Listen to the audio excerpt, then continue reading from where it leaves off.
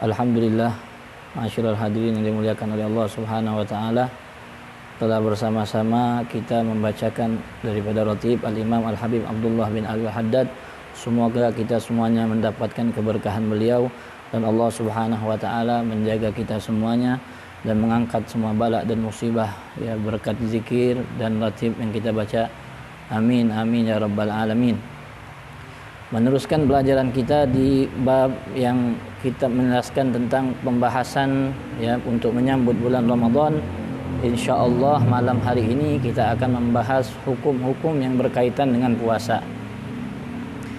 Bab ahkamus siyam, hukum-hukum yang berkaitan dengan puasa. Sebagaimana disebutkan di dalam kitab ini, as-shaumu lughatan al-imsak. Puasa itu secara bahasa adalah al-imsak, menahan. Ya, menahan dari makan, menahan dari minum, bahkan ketika seseorang menahan untuk tidak berbicara pun itu dinamakan as-shaum secara bahasa Arab. Sebagaimana Sayyidatuna Maryam ketika diperintahkan oleh Allah Subhanahu wa taala untuk tidak berbicara kepada seorang pun, di dalam Al-Qur'an beliau mengatakan inni nazartu lirrahmani shauma. Saya telah bernazar, diperintahkan oleh Allah untuk sauman, yang mana arti saum di situ bukanlah puasa menahan makan dan minum, akan tetapi menahan untuk tidak berbicara. Wa syar'an, adapun secara syariat, ya, imsaku makhsus, menahan dari perkara-perkara yang telah ditentukan oleh syariat. Biniyatin makhsusah, dengan niat yang khusus. Artinya menahan bukan hanya menahan saja, perlu dengan niat, itu ibadah puasa. Min syakhsin maksus, dari orang-orang yang telah ditentukan, yang telah diatur oleh syariat Allah Subhanahu wa taala. Jadi puasa ini adalah ibadah yang jenisnya ibadah ini menahan dari apa? Dari perkara-perkara yang telah ditentukan oleh syariat ya, oleh Allah dan Rasulullah sallallahu alaihi wasallam. Dan ibadah ini dia perlu dengan niat. Artinya kalau hanya orang menahan makan dan minum dari subuh sampai maghrib, tapi dia tidak menggunakan niat yang telah diajarkan dengan ketentuannya, dia hanya menahan saja, maka itu tidak dinamakan ibadah puasa. Ya, perlu dengan niat dan juga orang-orang tertentu. Tidak semua orang bisa untuk melaksanakan ibadah puasa. Jadi ada golongan-golongan yang sah mereka untuk berpuasa. Ya, sah untuk berpuasa. Surutus sihhatus shaum ai idza tawaffarat hadhihi surut sahha shaum hiya arba'ah. Ada syarat sah puasa. Artinya syarat sah itu ketika orang-orang ini mengerjakan puasa, ya, hukum puasanya sah. Yang pertama adalah al-Islam. Itu hendaknya orang yang ingin berpuasa harus mempunyai beragama Islam. Itu yang pertama, syarat sah. Yang kedua, al-aqlu, harus berakal. Artinya kalau ada orang yang belum berakal, dia anak kecil atau orang gila, bagaimana kalau dia berpuasa? Puasanya tidak sah. Yang ketiga, an-naqa'u minal haidi wan nifas, suci daripada haid dan nifas. Ketika perempuan dalam keadaan haid datang bulan atau dalam keadaan nifas, ya, sehabis dia melahirkan, bagaimana hukum puasanya? Hukum puasanya tidak sah. Dan yang terakhir adalah al-ilmu bikaunil waqti gabilan lis-shaum. Hendaknya orang sebelum melakukan puasa dia harus tahu, ya, bahwasanya hari yang dia puasa di dalamnya itu memang boleh untuk berpuasa. Ada hari-hari, ya, yang tidak boleh kita berpuasa di dalamnya atau diharamkan oleh syariat, seperti berpuasa di Lebaran, Idul Fitri atau Idul Adha. Begitu juga ayyamut tasyrik, yang mana hari-hari itu ya, tidak diperbolehkan orang berpuasa di dalamnya. Nah, ini 4 syarat, ya, 4 syarat sah ketika orang melaksanakan ibadah puasa. Kemudian selain ada syarat-syarat sah puasa, ada juga syurutul wujub, ya, syarat wajib. Ya, siapa saja sih yang wajib untuk melaksanakan ibadah puasa nanti? Ya, siapa mereka yang wajib untuk melaksanakan ibadah puasa? Yang pertama, syarat wajib ini adalah harus al-Islam. Ya, orang Islam tentunya. Orang yang kafir tidak diwajibkan untuk berpuasa. Wala yutalib bi fi'lihi fid dunya. Enggak dituntut orang kafir untuk berpuasa di dunia, enggak dituntut, enggak wajib dia. Ya. Akan tetapi dia akan mendapatkan hukuman di akhirat gara-gara dia ninggalin puasa. Kenapa dia tidak dituntut untuk berpuasa? Karena orang yang kafir itu belum bisa untuk dituntut berpuasa karena dia harus dituntut dulu untuk masuk ke dalam Islam, yang itu adalah salah satu syarat sah orang untuk beribadah di dalam agama Islam. Di annahum mukhatabuna bil Islam, disebutkan mereka itu orang kafir enggak disuruh berpuasa, tapi pertama dia disuruh bersyahadat, kemudian baru setelah dia bersyahadat mengikrarkan 2 kalimat syahadat, sudah masuk Islam, baru diperintahkan untuk berpuasa. Itu syarat wajib, ya. Orang yang wajib berpuasa yang pertama dia harus beragama Islam. Kemudian yang kedua al-bulugh, telah berusia baligh. Ya. Baligh dengan tanda-tanda kebaligan yang kita pahami dengan alamat-alamat baligh yang disebutkan di dalam kitab-kitab fikih. Apa saja? Yang pertama dengan keluarnya mani, yaitu sperma dari laki-laki dan perempuan. Ya, perempuan di umur 9 tahun dan wal unsa litis isinin. Perempuan laki-laki yang berusia 9 tahun ke atas apabila mereka mengeluarkan mani atau sperma dengan mimpi atau selainnya, maka orang itu disebut sudah baligh, ya. Sudah diwajibkan untuk melaksanakan ibadah-ibadah yang diwajibkan oleh Allah Subhanahu wa taala. Kemudian juga daripada tanda-tanda orang itu masuk usia baligh, ikmaluha sinnul khamisata asyar. Sempurna umurnya masuk 15 tahun.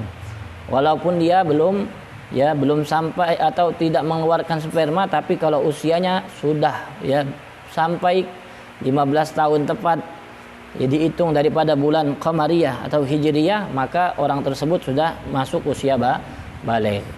Dan alamat yang ketiga menentukan seseorang itu baligh atau belum dengan haid, ya, bagi perempuan di usia 9 tahun. Nah, ini mereka tanda-tanda orang itu masuk usia baligh, yang mana apabila seseorang sudah sampai di usia baligh dengan tanda-tanda yang setelah kita sebutkan, maka orang itu wajib untuk berpuasa. Artinya anak kecil yang belum sampai usia baligh tidak diwajibkan untuk berpuasa. Ini syarat kedua, syarat wajib bagi orang-orang yang ingin berpuasa atau mereka-mereka yang telah dikenai kewajiban berpuasa. Yang ketiga, ya, adalah al-aqlu. Apa itu akal? Berakal. Wa huwa manatut taklif fala yulzam ghairul akil ayyan minat takalif asy-syar'iyyah. Ini adalah syarat ketentuan orang itu bisa mendapatkan, ya, perintah kewajiban daripada Allah Subhanahu wa taala. Ya, harus berakal. Orang itu kalau dia berakal, dia mendapatkan kewajiban seperti wajib dia sholat, zakat, puasa dan selainnya. Tapi kalau seandainya dia tidak berakal, maka sama sekali dia tidak terkena kewajiban yang diwajibkan oleh syariat Allah Subhanahu wa taala. Ya, karena dalam satu hadis disebutkan rufi al-qalam an thalathah. Diangkat, ya, pena, artinya diangkat kewajiban itu, tidak dipaksakan untuk melaksanakan kewajiban daripada 3 golongan. Anis sabi hatta yablu. Yang pertama, seorang anak kecil yang bayi tidak wajib apa-apa dia melaksanakan ibadah dalam syariat kecuali kalau dia sudah masuk usia baligh. Wa anin naim hatta yastayqid. Begitu juga orang yang tidur, ya, dia tidak terkena kewajiban sampai dia bangun. Dan yang terakhir wa anil ma'tu hatta yabra.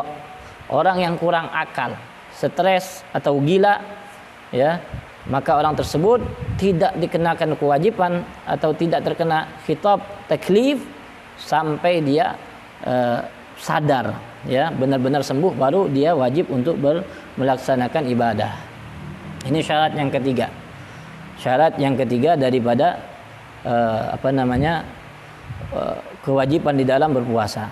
Kemudian syarat kewajiban yang keempat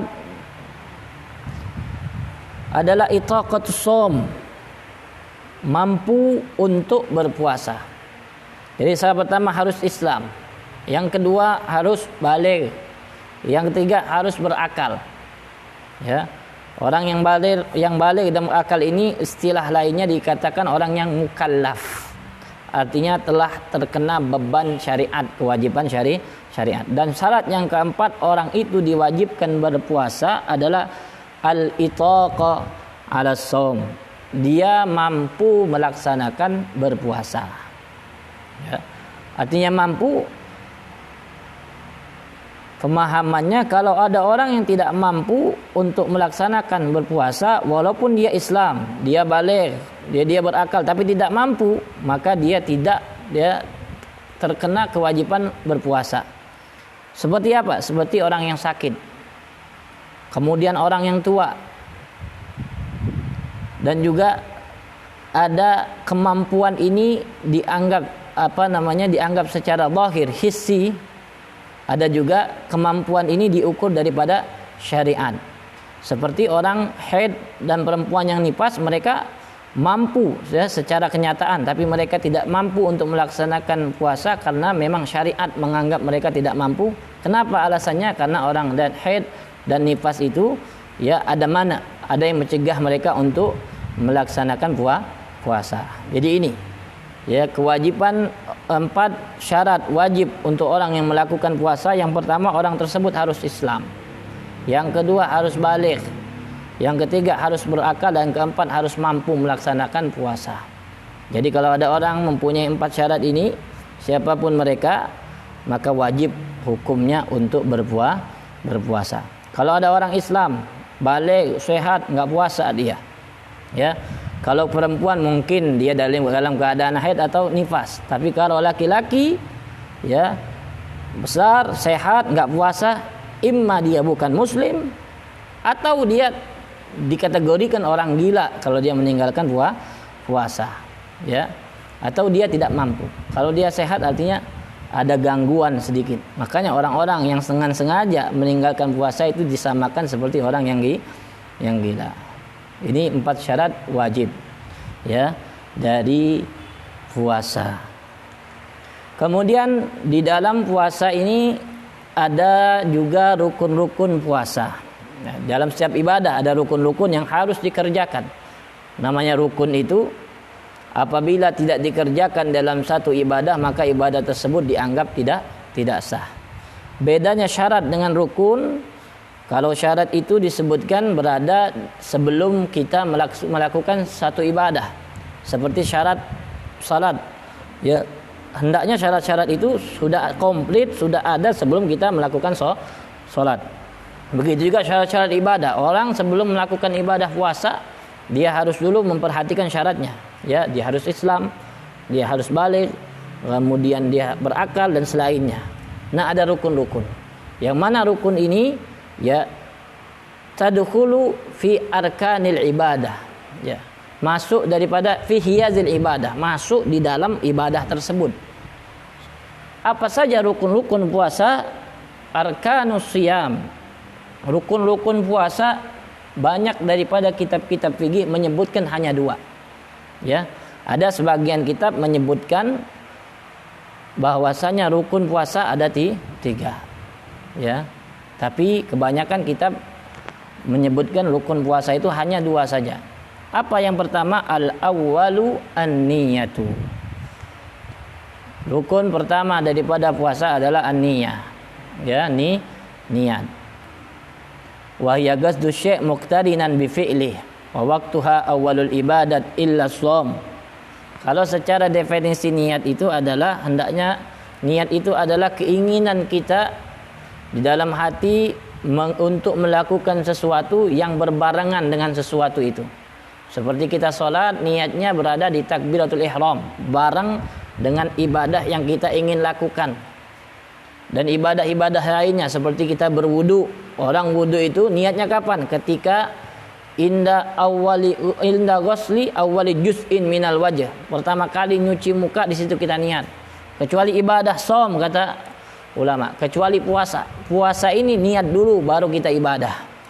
Kalau seandainya kita barengin mulai berpuasa. Karena puasa ini sudah disebutkan menahan makan, lapar, menahan makan, minum dan semua yang membatalkan puasa dari kapan? Dari tulu'ul fajar, masuknya waktu subuh ya sampai nanti masuknya waktu maghrib. Nah, apakah sah membarengi niat? Ya, membarengi niat ketika tulu'ul fajar? Hukumnya tidak sah. Maka pengecualian masalah ibadah puasa ini niatnya harus sebelum tulu'ul fajar atau sebelum masuk waktu subuh. Wajib. Dan diwajibkan di dalam niat puasa ini adalah tabyitun niyah. Tabyitun niyah. Harus niat sebelum masuk waktu fajar hari itu. Ya, niatnya malam sebelum masuk waktu fajar. Karena dalam hadis Rasul sallallahu alaihi wasallam mengatakan man lam yujmi'is siyama qablal fajr fala siyama lahu. Orang yang berniat untuk berpuasa akan tetapi dia tidak berniat dari malam, ya, maka tidak sah dia punya puasa. Kapan masuk waktu niat? Ya, waktu niat di dalam ibadah puasa masuknya waktu niat ketika azan maghrib. Ya, kita mau puasa besok misalnya di hari Rabu atau nanti di awal puasa, insya Allah pada tanggal 23, ya. Puasa pertama tak jatuh tanggal 24, tepatnya di hari Jumat insya Allah minggu depan. Kapan kita wajib niat? Apakah di ketika sholat subuh atau waktu subuh di tanggal 24? Bukan. Wajib niat masuknya ketika masuk waktu maghrib di malam Jumat sampai ya masuk subuh di hari Jumat. Itu kalau seandainya kita tidak niat untuk berpuasa esok harinya, maka puasa kita tidak sah. Harus ada yang namanya tabyitun niyah. Jadi nanti di malam Jumat itu masuk waktu maghrib, ya, kita niat nawaitu shauma ghadin, ya, saya niat untuk berpuasa besok, ya. Esok harinya kapan masuk waktu niat? Masuk lagi di waktu maghrib. Puasa satu hari masuk waktu maghrib, di situ kita juga ya masuk waktu untuk berniat untuk puasa esokan harinya. Walaupun kata ulama artinya ketika kita berpuasa di hari Jumat, masuk maghrib malam Sabtu, artinya belum sempat kita buka puasa, batalin puasa kita, tapi kita sudah niat untuk berpuasa besok, udah sah itu. Yang penting niatnya itu ya masuknya waktunya ketika maghrib, ya, masuk waktu maghrib. Bikhilafi siyamin nafilah, beda dengan puasa sunnah. Ini niat untuk puasa wajib. Wajib artinya kewajiban untuk berniat di malam hari itu untuk semua puasa wajib. Baik itu puasa Ramadan, puasa nazar dan selainnya. Adapun puasa sunnah, fadhahabal jumhur ila jawadin niyah minan nahar qabla zawal. Jumhurul ulama memperbolehkan kalau seandainya kita berpuasa sunnah untuk berniat di siang atau di pagi hari sebelum masuk waktu zawal. Kalau seandainya kita ingin puasa Senin Kemis misalnya, tapi kita lupa niat dan tidak sahur, bolehkah kita niat di pagi hari untuk berpuasa Senin Kemis atau puasa-puasa sunnah lainnya? Hukumnya boleh niat di pagi hari, ya. Asal dengan syarat kita belum melakukan hal-hal yang membatalkan puasa, seperti minum, makan dan selainnya. Nah, jadi syarat rukun yang pertama untuk berpuasa itu adalah niat. An-niyatu dikulium, dan wajib niat ini di dalam mazhab Imam Syafi'i harus diperbarui setiap hari. Ya, puasa Ramadan 29 hari atau 30 hari itu tidak cukup dengan satu niat di malam pertama saja. Seperti kita berniat saya akan niat 1 bulan penuh. Menurut mazhab Imam Syafi'i yang hanya sah puasa besok saja. Adapun besok lusanya itu tidak sah. Karena apa? Li'anna likul yawm ibadatun mustaqillah. Itu menurut Imam Syafi'i. Li'anna shaum kulla yaumin ibadah mustaqillatun. Beda-beda, masing-masing harus diniatin satu hari. Itu menurut Imam Syafi'i. Akan tetapi menurut Imam Malik hanya cukup dengan satu niat saja. Artinya ketika orang masuk bulan Ramadan, dia berniat, saya niat puasa 1 bulan penuh di bulan Ramadan karena Allah Ta'ala, maka sudah cukup. Walaupun hari kedua dan hari ketiga dia tidak berniat, menurut Imam Malik sudah cukup niatnya di malam pertama. Kenapa? Karena beliau menganggap ibadah puasa itu satu paket 30 hari. Berbeda dengan Al-Imam Syafi'i. Nah, tapi kita disunnahkan atau dianjurkan untuk mengikuti mentaklid Al-Imam Syafi'i, Imam Malik, mentaklid Imam Malik. Nanti di malam puasa, di awal pertama puasa, kita berniat seperti bagaimana niatnya Imam Syafi'i. Nawaitu shauma ghadin an adai fardhi syahri Ramadan hadhihi sanati lillahi ta'ala. Yang artinya nawaitu, saya berniat shauma ghadin, besok untuk berpuasa. Ya, shauma ghadin hadhihi sanati, di tahun ini, ya fardhan lillahi ta'ala, wajib karena Allah Subhanahu wa ta'ala. Atau cukup nawaitu shauma ghadin, saya puasa besok min Ramadan, cukup sudah itu. Nawaitu shauma ghadin min Ramadan, walaupun tidak kalimat fard, ya, enggak perlu kata ulama. Kenapa? Karena sudah pasti puasa Ramadan itu enggak ada yang sunnah tapi wajib. Jadi kalimat fardiyah di dalam niat puasa itu enggak perlu. Tapi yang lebih bagus lagi sebagaimana yang biasa kita ucapkan, nawaitu shauma ghadin an ada'i fardhi syahri Ramadan hadhihi sanati lillahi ta'ala. Adapun yang berniat nawaitu shauma ghadin an Ramadan, cukup, ya, niatnya sudah sah. Nah, di malam pertama kita juga dianjurkan untuk apa? Untuk mengikuti mentaklid Al-Imam Malik. Setelah kita niat menurut Imam Syafi'i, kita niat nawaitu shauma syahri Ramadan ya lillahi ta'ala. Kita niat, saya niat puasa 1 bulan penuh ya di bulan Ramadan hadhihi sanati, tahun ini karena Allah Ta'ala niatkan. Apa sih faedahnya kita mengikuti Al-Imam Malik dengan berniat untuk melaksanakan puasa selama 1 bulan penuh?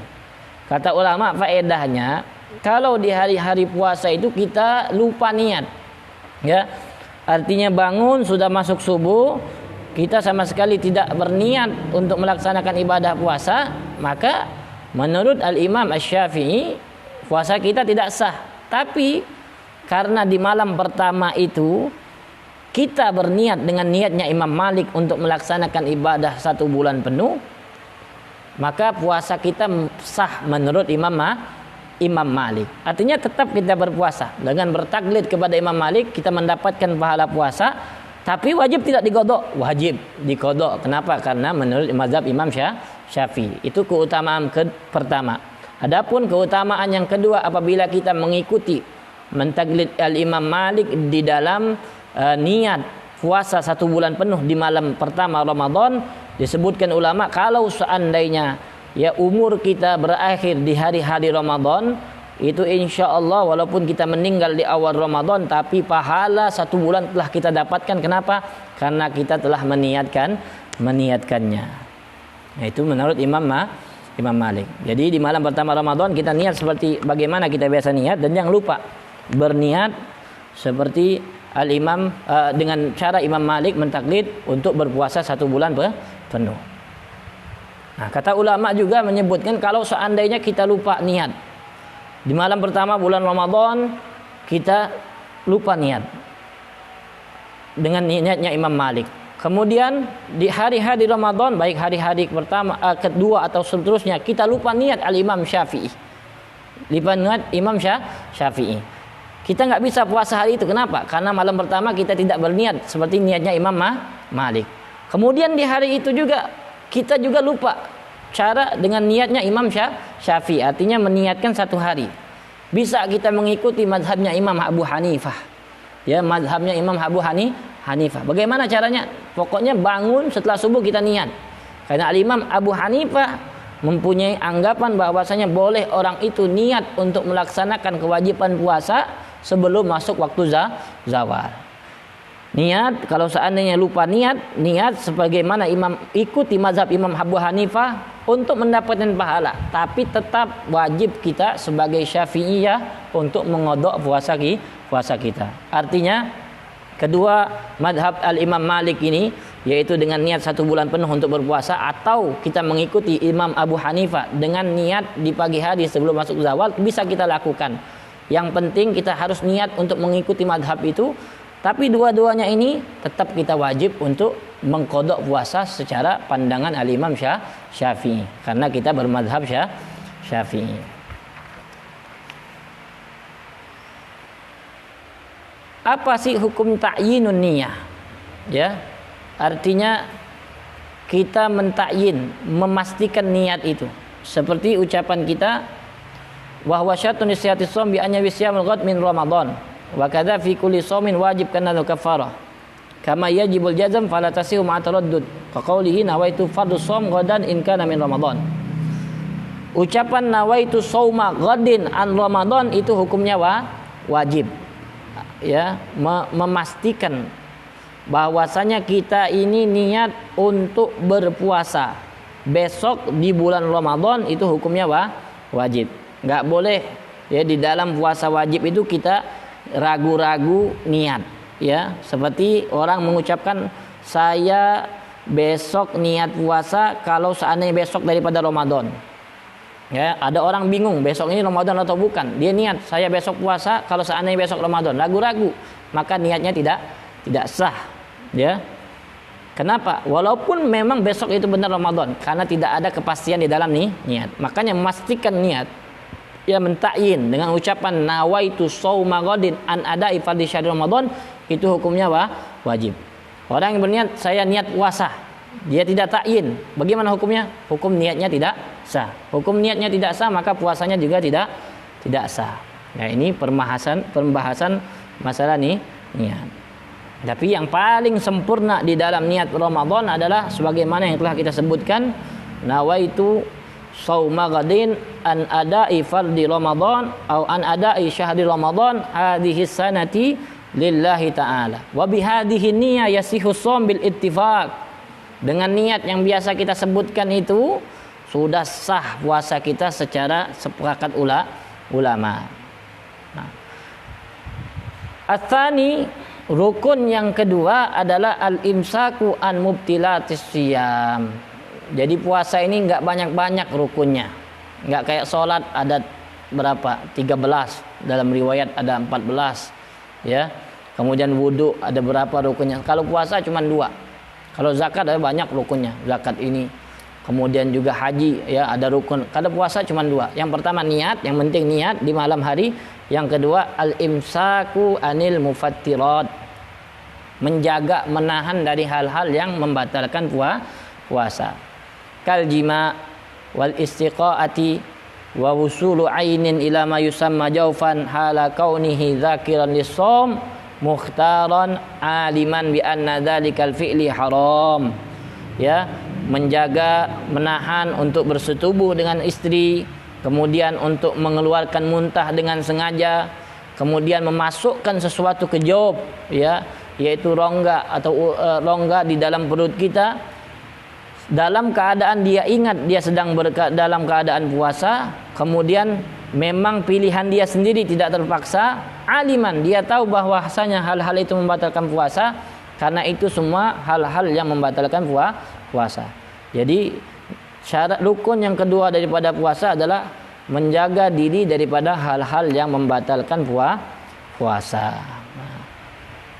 Mubtilatus siyam tafsilan. Insyaallah kita akan teruskan pelajaran kita di malam yang akan datang, karena tadi sudah kita jelaskan rukun-rukun puasa, yaitu niat dan menahan perkara-perkara yang membatalkan puasa. Insyaallah di malam akan datang kita akan membahas tentang perkara-perkara yang membatalkan puasa. Apa sih yang membatalkan puasa itu, ya? Karena perlu kita mengetahui, ya, kita perlu mengetahui setiap amal ibadah itu diperlukan al-ilmu, ya, karena orang yang beribadah dengan tanpa ilmu maka ibadahnya sia-sia. Wa kullu man bighairi ilmin ya'malu a'maluhu mardudatun la tuqbalu, disebutkan orang yang beramal, ya, puasa cuma ngikut saja dan dia nggak tahu banyak hal-hal yang berkaitan dengan niat, kemudian berkaitan dengan hal-hal menahan dari apa saja, dia nggak tahu. Pokoknya puasa itu dia taunya cuman nggak makan, nggak minum, nggak bersetubuh. Padahal ada hal-hal yang berbahaya untuknya, juga membatalkan puasanya. Nah, perlu kita diperhatikan, perlu kita pelajari, dan perlu kita bertanya. Inilah keuntungan orang-orang yang hadir di dalam majlis ilmu, orang-orang yang rajin untuk mempelajari ilmu. Ya, banyak sekarang orang yang beribadah saja, tapi akan tetapi tidak mengetahui ilmu-ilmu, khususnya ilmu-ilmu yang wajib, rukun-rukun di dalam ibadah tersebut, sehingga mereka bertahun-tahun ibadah, ya, bertahun-tahun sholat, bertahun-tahun melaksanakan puasa, akan tetapi a'maluhu mardudatun la tuqbalu, amal mereka mardudah, ditolak oleh Allah Subhanahu wa taala, la tuqbalu, tidak diterima oleh Allah Subhanahu wa taala. Insyaallah di malam yang akan datang kita akan menjelaskan sedikit tentang apa saja sih yang membatalkan puasa dan sunnah-sunnah yang akan kita lakukan di puasa bulan Ramadan. Begitu juga ada makruhat yang dilakukan oleh orang-orang yang berpuasa. Insyaallah biidznillah taala kita akan teruskan di malam yang akan datang. Semoga apa yang kita sampaikan ini dapat bermanfaat untuk semuanya. Amin ya rabbal alamin. Dan bagi yang ingin bertanya, ya, tafadhol silakan kirim pesan. Insyaallah malam besok kita akan jawab pertanyaannya biidznillah ta'ala. Wallahu ta'ala a'lam bissawab.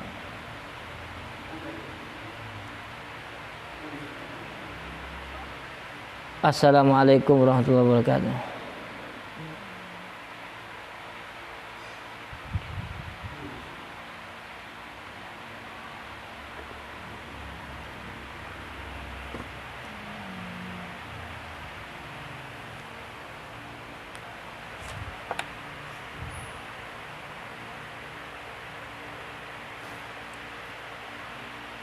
Di sini ada pertanyaan yang masuk. Assalamualaikum warahmatullahi wabarakatuh. Bila seseorang puasa wajib kemudian di siang hari, pertanyaan dari Kafanul Hadi. Assalamualaikum warahmatullahi wabarakatuh. Bila seseorang berpuasa wajib kemudian di siang hari ia tidur dengan istrinya, tapi dia siasati dengan membatalkan terlebih dulu, apakah dia terkena hukum puasa 2 bulan? Ya. Kalau cuma tidur saja ya nggak wajib kafarat.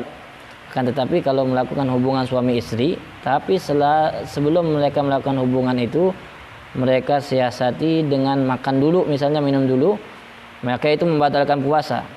Akan tetapi tidak terkena kafarat, yaitu dengan berpuasa 2 bulan, nggak terkena hukumnya, ya, tidak terkena. Tapi mereka wajib qada dan mereka berdosa dengan membatalkan puasa itu.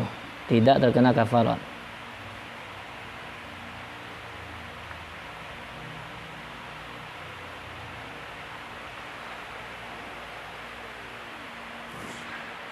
Assalamualaikum warahmatullahi wabarakatuh. Mohon pencerahannya Habib, bagaimana hukum orang ambeien ketika ia BAB padahal dia sudah berusaha sebelum subuh? BAB, batalkah puasanya? Terima kasih Habib. Jadi ada pertanyaan ini masalah orang yang punya penyakit bawasir, ya, ambeien. Karena mereka orang-orang yang ambeien itu kalau mereka buang air besar itu ada yang keluar, ya, ada yang keluar dan harus dimasukkan lagi. Nah, sedangkan di dalam puasa kalau seandainya ada sesuatu yang kita masukkan yang sudah keluar, bagaimana hukumnya? Itu membatalkan puasa. Adapun untuk orang ambeien ini namanya sesuatu yang darurat, ya, sesuatu yang darurat, sehingga kalau seandainya dia ingin buang air besar di siang hari bulan Ramadan, dia buang air besar saja. Yang keluar gimana? Masukin lagi, nggak apa-apa, tidak membatalkan puasa. Ini dibahas di dalam kitab Kasyifatus Saja, ya, Al-Imam An-Nawawi Al-Bantani. Bahwasanya orang yang ambeien itu tidak membatalkan puasa, termasuk daripada udur, ya, termasuk daripada udur. Assalamualaikum, kalau sedang berpuasa potong rambut dan kuku membatalkan puasa atau tidak? Ya, potong rambut dan kuku tidak membatalkan puasa. Pertanyaan dari Saiti, ya. Waalaikumsalam. Potong rambut dan kuku di bulan puasa tidak membatalkan puasa. Yang membatalkan puasa nanti lihat dengar di malam besok apa saja yang membatalkan puasa. Ya mungkin cukup pertanyaannya. Wallahu a'lam bishawab.